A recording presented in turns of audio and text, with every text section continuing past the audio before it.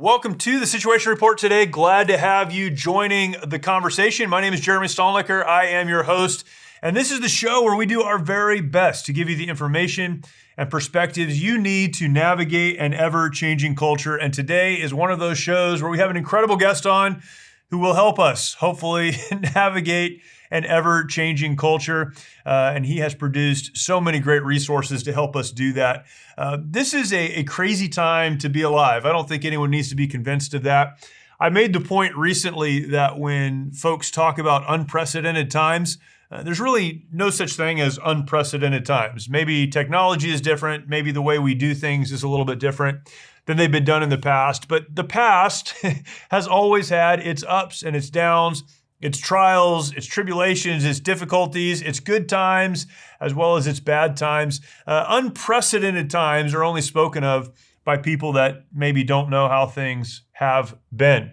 Our nation has endured difficult trials and tribulations and has come through on the other side. And we're in one of those moments now where we're going through some very difficult things. I believe that we can come through on the other side in a positive way if we make good decisions. But it is hard to know what those decisions should be. Again, on this show, we do our very best to help you have the information and perspectives you need to navigate all of what's happening around us. And I'll be quite honest, one of the difficult areas for me to navigate personally is the economic area. Our economy is crazy. It's complicated. It's hard to understand.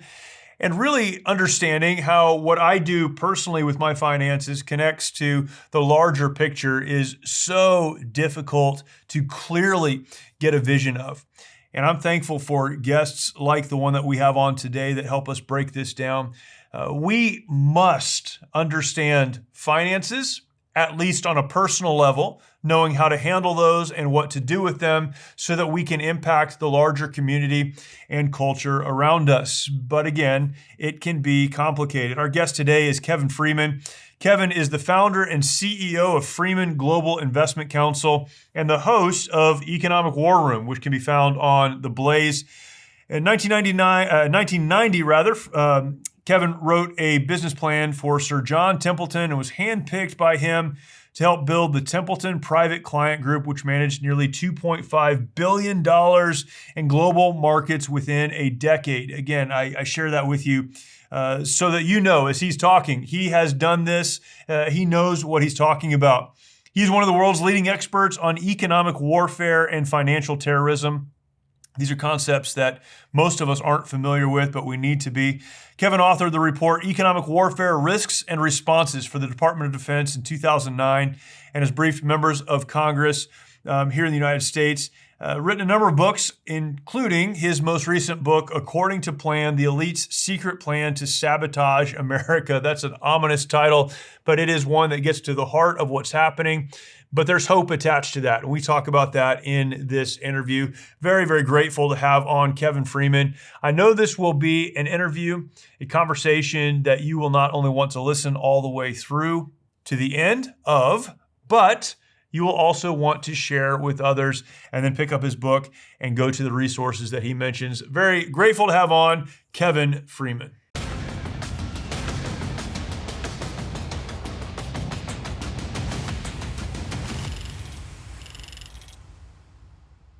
Before we jump into that, though, I would imagine if you've been to the grocery store recently, you've noticed that things are more expensive. Gas is more expensive. It doesn't matter where you live in this country, things are more expensive. The economy, our economic future is uncertain. And we have to ask ourselves the question, what is it that we can do to protect our financial future for our families, for our children? What can we do personally? One of the things I would recommend is at least considering adding gold and silver into your IRA, your investment accounts. Take a look, figure out how to do that, and see if that is the right fit for you. The place that you can start is with Lear Capital. Call Lear Capital, and you can get their free Precious Metals Investor Guide. You can also ask them about their Lear Advantage IRA that lets you transfer or roll over your old 401k or IRA into a gold and silver tax advantage IRA. Plus, Lear is offering right now Crazy shipping, free shipping, and up to $15,000 in bonus gold or silver with a qualified purchase. This is something you at least need to take a look at. You can call for details 800-489-6450. Lear Capital is the most rated precious metals company on Consumer Affairs with a near perfect rating on Trustpilot. Call them at 800-489-6450. That is 800-489-6450. Calling that number, you will get your free kit, and there you will learn how gold has performed during periods of inflation, government debt, interest rate hikes, economic crashes, even wars, and how in all of those gold has been the financial bedrock asset in portfolios. One of the things I love about Lear Capital is that they are an American-owned company, proud to do business with Americans that share conservative values. Write this number down, 800-489-6450. Call them today, or if you don't want to call, you can click the link below in the show description and the show notes. Check them out. You will do yourself a great service by at least investigating Lear and what they have Kevin to Freeman, offer. Thank you so much for joining me. Really appreciate your time and excited about this conversation. Oh, great. Thanks for having me. There is so much to talk about, but for those that don't know you in our audience, maybe we can start with a little of your background and your journey. Obviously, you lead the economic war room, but you spend a lot of time talking about the economy, writing on the economy, but then much larger than that, and that's what we'll talk about a little bit today is your new book. How did you get to this place? What's your background? What brought you up to this, the place where you're having these conversations every day?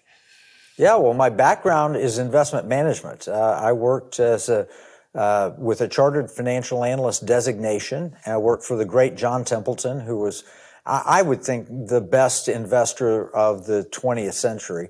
Really brilliant guy. And in 2008, when I saw how rapidly our stock market declined and the impact it had on the election and the impact it had on everyday life, I realized that economic warfare could take down a nation. And so I began studying it, and I was picked up by the Pentagon, and they hired me as a consultant. And I was able to train most of the people in the Pentagon, plus most of the three-letter agencies, plus many members of Congress, that both House and Senate, on the risks of economic warfare, how it was being waged against the American people by foreign enemies in particular. But in the last 20 years, I've also watched as domestic enemies are using economics to try and destroy individual lives and destroy liberty here in America. So economic warfare has become my specialty. It started with the investment markets, and it's morphed into an understanding of how the far left, progressive left, uses economics to drive behavior, even with things like vaccine mandates. Yeah. If you don't comply, you lose your job. I won't say a lot of people, I'll speak for myself. I have looked at what's happening in the world historically in my life as I've lived and raised a family and worked and done the things that I've done, and thought, a lot of this is unintentional. There are unintentional consequences to policy, and people put policies in place and they don't always know how math works. Maybe that's what it's all about. It can be very confusing because you have to step back and ask the question, how can these people who supposedly understand leadership and understand the economy and understand these things make such bad decisions? And your new book is called According to Plan. And what kind of takes the veil off of my eyes, and I would imagine for many other people, is when you realize it's not accidental. There are some not smart people in politics, but there is a plan, and the people who really pull the levers are putting that plan in place. Can you talk about your book and talk about that, about what is happening, what economic warfare looks like, and how it's playing out? Yeah, well, let's just start with your premise there. Maybe it's just incompetence. So maybe that explains why we left Afghanistan and left tens of billions of dollars of equipment behind that the Chinese picked up. Maybe that explains why we pulled the military out first and then, there are people there that we need to get out after the military. All right, so was that incompetence or was it accidental?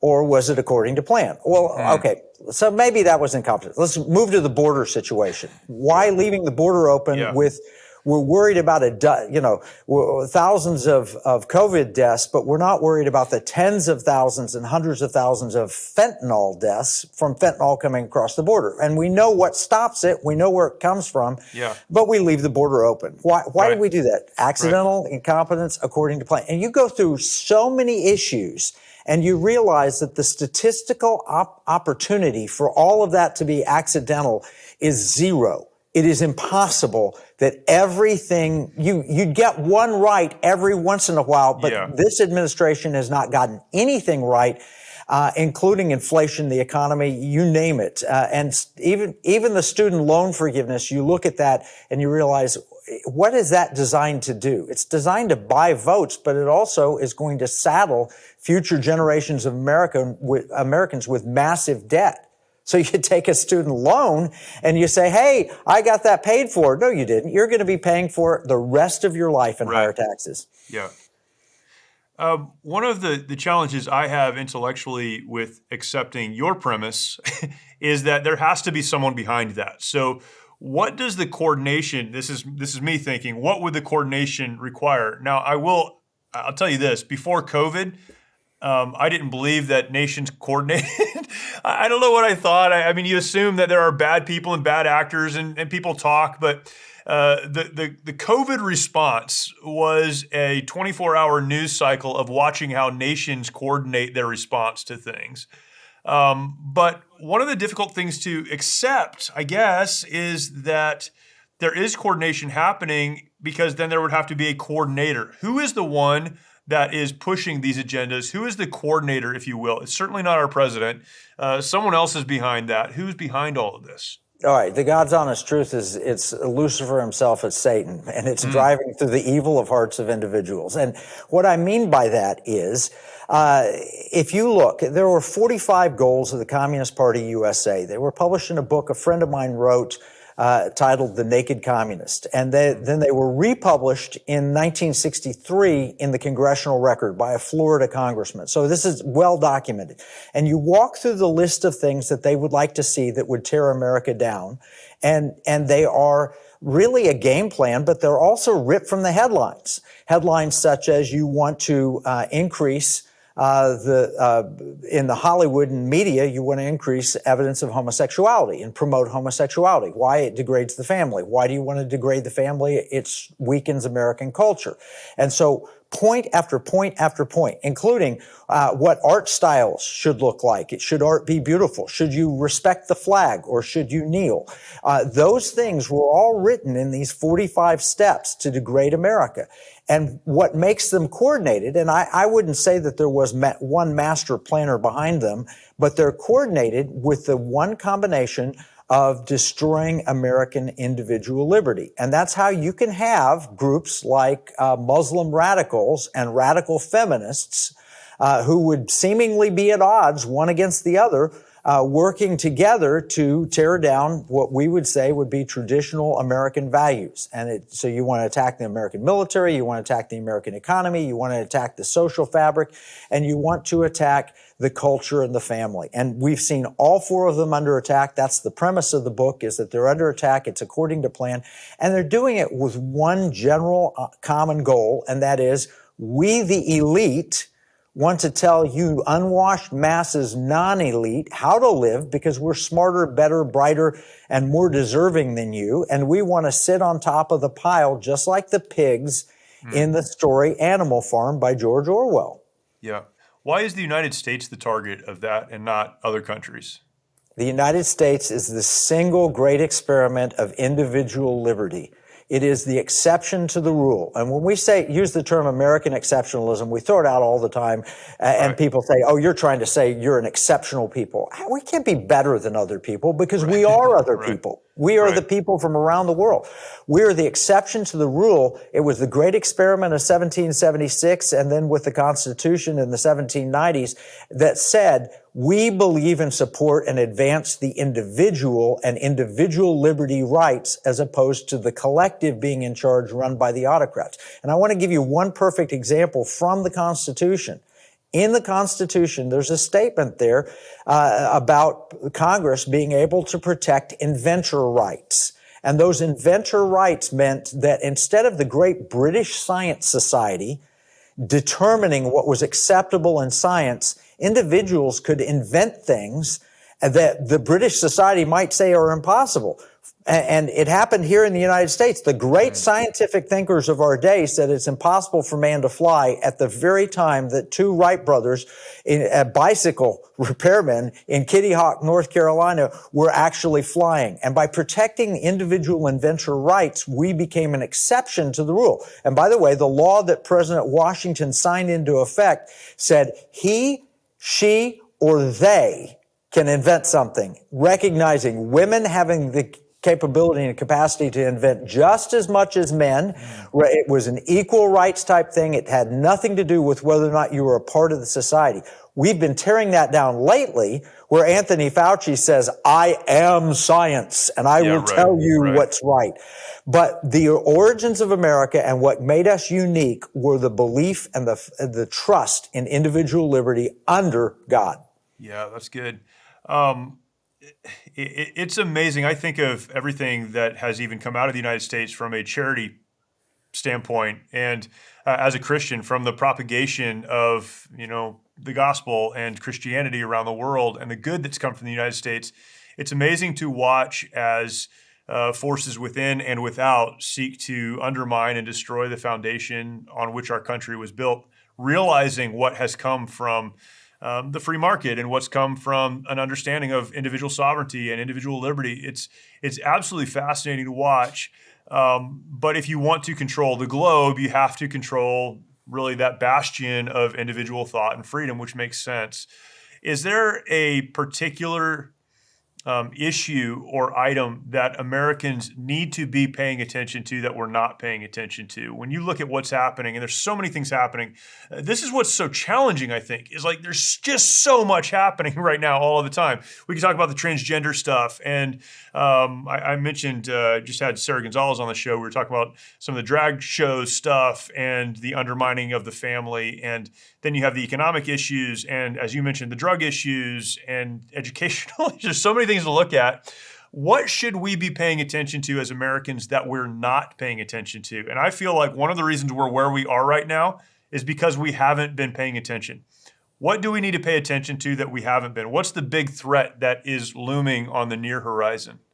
The biggest threat that I see is that we're funding our own demise. Luke chapter 16, verse 11, made it very clear, if we're not faithful with our unrighteous mammon, no one will ever trust us with true riches. And Luke 16:10 immediately before that says, if you're faithful in the small things, I'll set you over greater things. We're not being faithful with our money. Our spending, our giving, and our investing are not, they're not being used as they should at the individual level, and therefore they've been captured by the elite through investment ideas like ESG, environment, social governance, which is a grab bag of leftist ideas. We promote LSV, liberty, security, and values. And if you aren't looking at your investments and saying, is my money being invested for the demise of America or for the benefit of my children and grandchildren and great-grandchildren, then you're missing it. And if we would get the money part right, we would see so many things fall into place. And one perfect example of that is, I saw today, Steve Bannon sent me a video that showed that the Chinese economy may be only 1/3 the size of the United States, and it's been propped up by American capital for the last 20 years. Wow. And we just keep investing in China and supporting China with our spending habits and our investing, and now we've created a mortal threat. If we would get our money part right, and that's why we train financial advisors at Liberty University to help their clients weaponize their money, their giving, spending, and investing, to help their family, number one, and number two, to support their country, to line their investments with their values. We're missing entirely the fact that you may own an index fund. And when you buy shares of an index fund, you're handing off the voting power of of those shares to a proxy. And the proxy tends to be BlackRock or State Street or Vanguard, and they're voting for wokeness at Disney. You wonder why Disney's making little demon shows and supporting all this garbage. It's because they are trying to get a high ESG score. And that's because the American people haven't realized that they've been voting for that high ESG score by owning index funds as opposed to voting their individual shares. There's an entire new economy being created right now, filled with patriotic companies that have had enough of cancel culture and the left. One you can support every day, and all you have to do is get dressed. I'm talking about Undertack boxers. These have to be the greatest boxers ever made, probably because they have literally been tested by Special Forces operators. They're made with high-quality material that's antimicrobial, anti-pilling, and moisture wicking, so you stay fresh and dry all day long. They come with a sturdy yet comfortable waistband that doesn't crack or loosen. Undertack is durable, ultra-thin, and shrink-resistant. Here's the best part. They're almost 30% less than the woke designer brands with the non-binary models. GetUndertack.com. That's GetUndertack.com. 20% off site-wide with the offer code, but only with the offer code SITREP20. SITREP20. Support a great American company that's pro-America, pro-Second Amendment, and pro-military. Satisfaction guaranteed or your money back.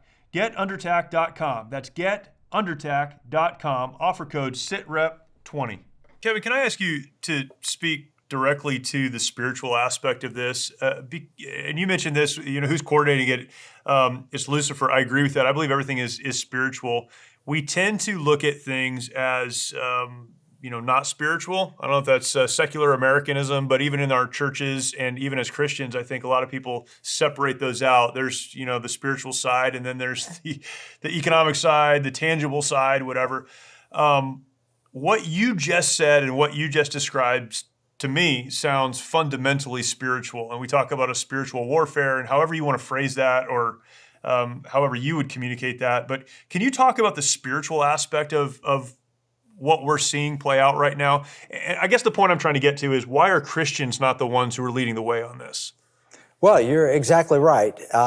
Jesus, though, said that if you want to get to true riches, you have to be faithful with your unrighteous mammon. And if I could, I'll give a story from 2 Chronicles chapter 34, which is King Josiah. And King Josiah, his great-grandfather was Hezekiah. And Hezekiah was a good king, and he was prosperous, and he stored up his wealth and put it in the temple. His son came along and messed up. He didn't trust God because he didn't have to. He had money to trust, so he put his trust in the money that was stored up in the temple. His grandson did the same thing. But at 8 years old, when Josiah became king, he didn't really know how to trust money, and he knew he was in a tough spot, so he began to trust God. And in the 18th year of his reign, in 2 Chronicles 34, it says that he decided to rebuild the temple, and to do that, he needed to hire craftsmen and artisan. He needed to buy stone and lumber. And so what he did, and I call this the economic war of the heart because this is so important, he decided he's going to pay for it by getting the money that had been brought into the temple put out into the community. And it says in 34:14, and when they took out the money that had been brought into the temple, Hilkiah the priest uncovered the book of the law of the Lord as given to Moses. In other words, they did not find the word of God till they got their money out moving and got it right. We are facing an economic war of the heart. If we don't get our money right, we can't expect that God's going to bless this nation. We can't expect the one thing the rich young ruler lacked. He had an attraction to money. He said, go sell what you've got, give to the poor, and come and follow me. There wouldn't have been any evidence that he would have ended up poor, that he wouldn't have had his needs financially met. That's just conjecture. He wasn't sentenced to a life of poverty if he obeyed God with the money. It just proved his heart was there. He couldn't let go of the money. And that's the problem. America, we've been so wealthy, so prosperous, so successful that what happens is when you get it, then you say, hey, where can I invest it so that I never have to work again and never will run out, never have to worry? There's a whole industry built on this idea that you can depend on your money in retirement.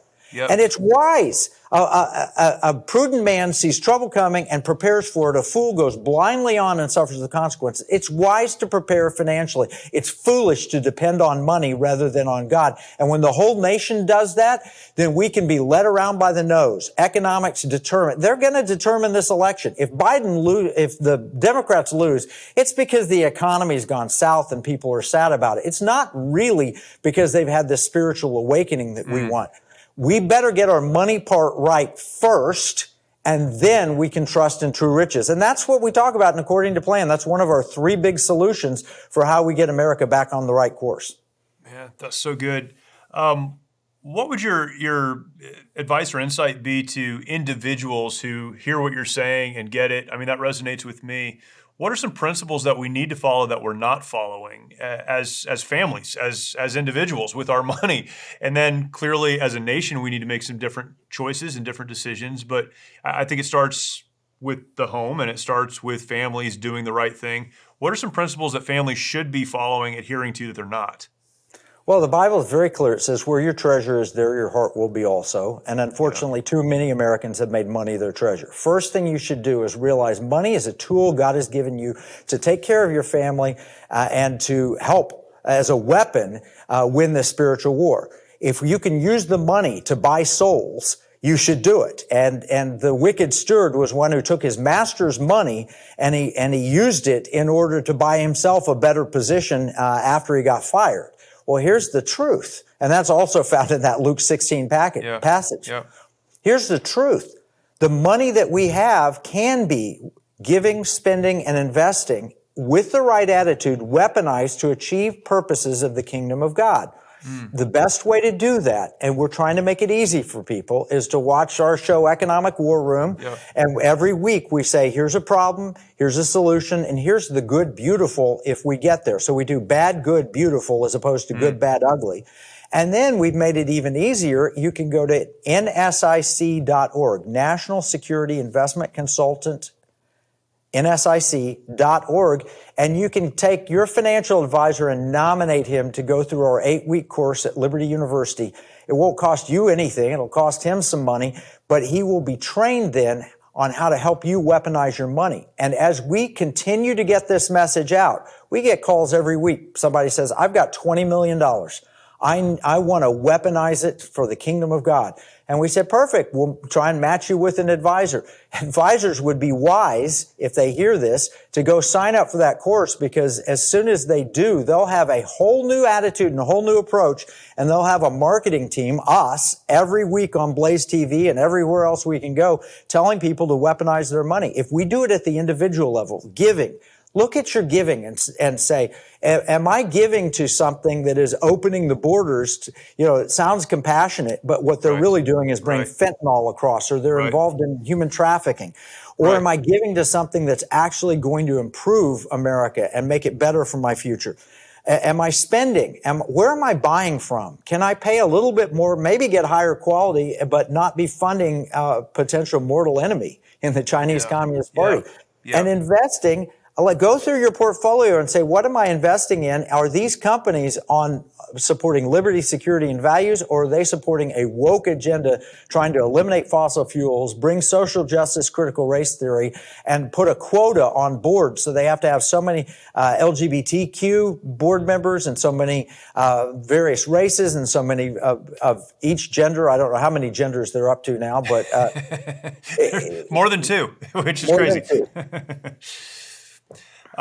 So that's on the individual level. That's so insightful. What can we then do as communities to influence policy in our nation? How do we get those who are being influenced by dark spiritual forces, who care more about money and power than they do the nation that they have been called to lead? How do we influence them in the right direction? Well, the first thing is we have a unique opportunity for the next couple of weeks going into the midterm.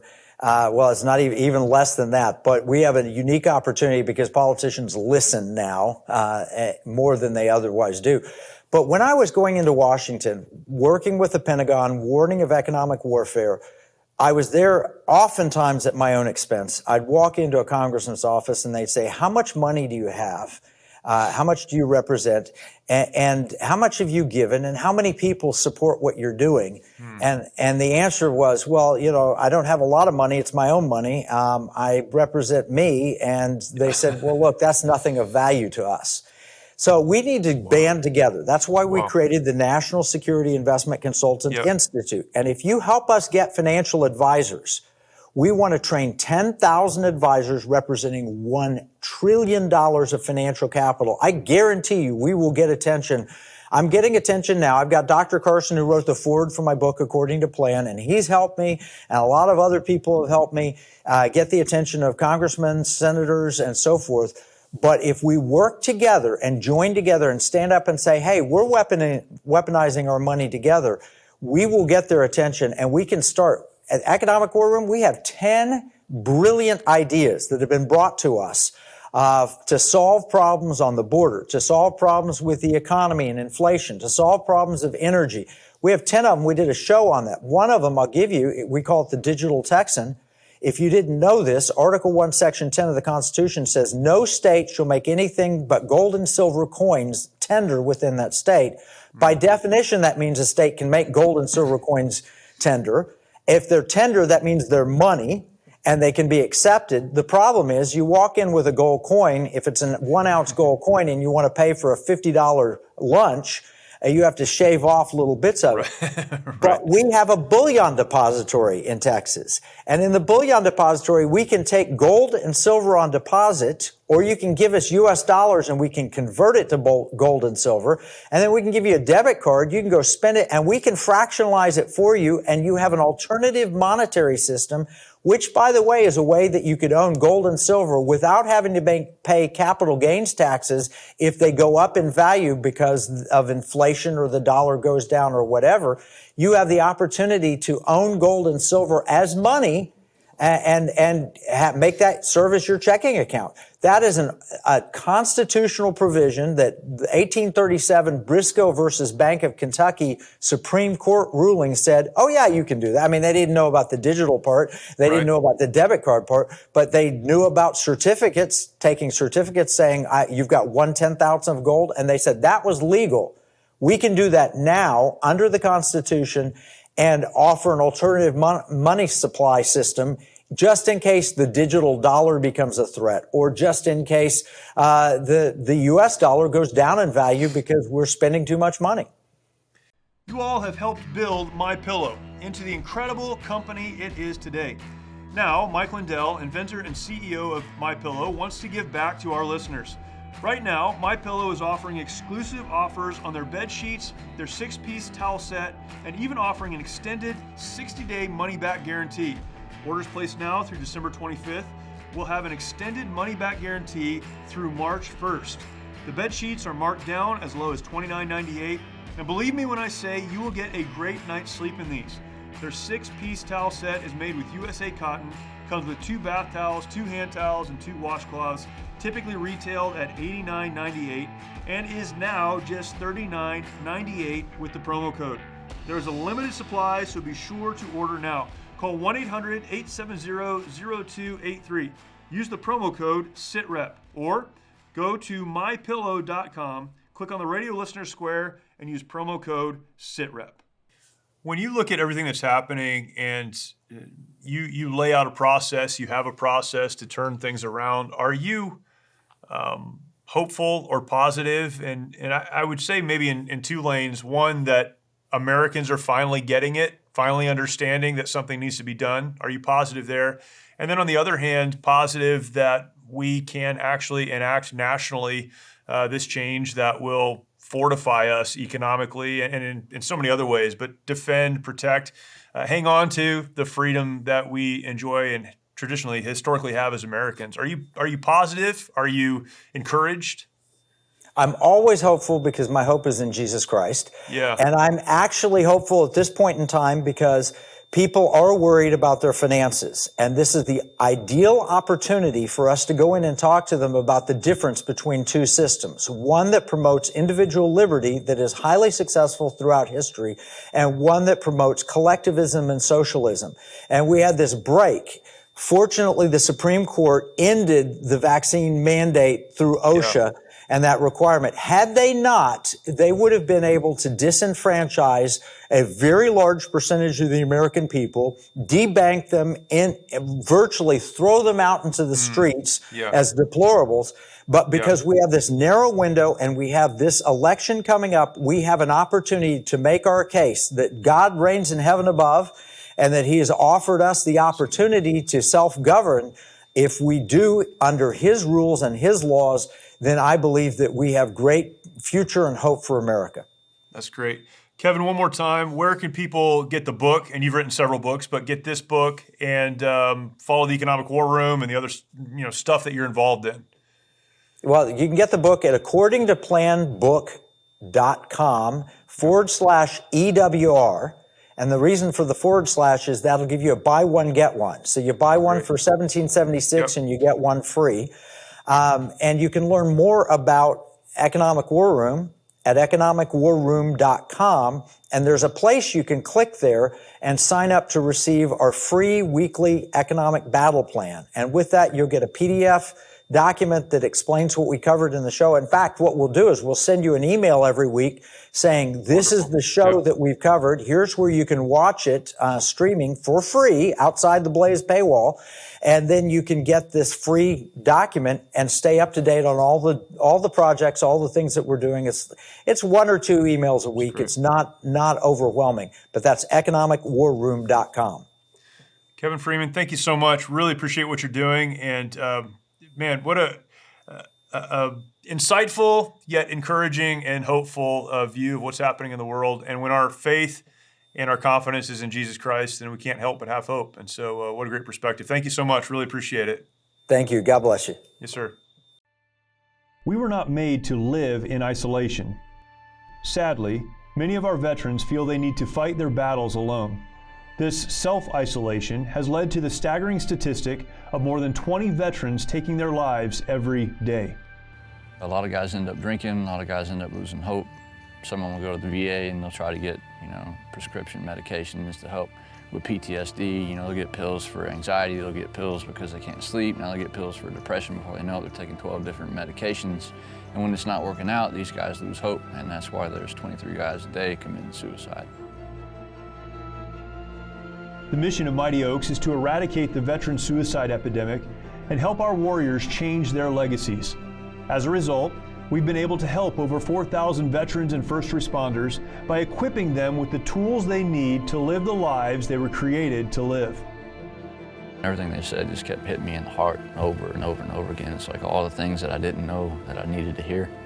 And I opened my heart to God that week, dude, and I've been a different person ever since. Our faith-based, peer-to-peer approach has one of the highest success rates of any program available today, offering hope and understanding to those who need it most. We provide our programs and resources, including travel, at no cost to our warriors. I remember talking to a licensed social worker who actually handed me a pamphlet to Mighty Oaks. So I went, and I'm glad I did. By aligning their lives to biblical principles, these men and women are able to lead their families, their communities, and our nation. Our mission is to serve and restore our nation's warriors and families who have endured hardship through their service to America, and to help them find new life purpose through hope in Christ. It's your generosity that can make a difference in the lives of the men and women who have fought for our country and our freedoms. Now that they're home, don't let them fight alone. Learn more at mightyoaksprograms.org. Grateful for that conversation. And man, these are the perspectives we must have. And so really thankful for someone like Kevin, who not only has the perspective, but can forcefully and clearly explain it to us and help us to understand what we need to do, the connection between our money, how we spend it, and really the spiritual aspects of life, and just understanding that everything is spiritual. That is the undergirding, the foundation of everything, but that it connects certainly to the physical and the tangible. Very grateful for that perspective. Please take some time to share this with other folks. There are others in your life that need to hear it. If you're not yet subscribed to the podcast, make sure that you do that. That is also very important. Conversations like this and others are pushed out several times a week. We want to make sure that you have these episodes as soon as they are published, and you can do that by subscribing. Please do that. Again, share this out with others. And then take some time, go over to our YouTube channel, go to YouTube, search for The Situation Report. You can find us there, and we would love for you to subscribe, hit that notification bell, again, so you know when content like this is pushed your direction. Other content there as well that we'd love to share. Thank you for listening. Thank you for watching. If you're watching, please do share this content out with others, and we look forward to talking to you next time.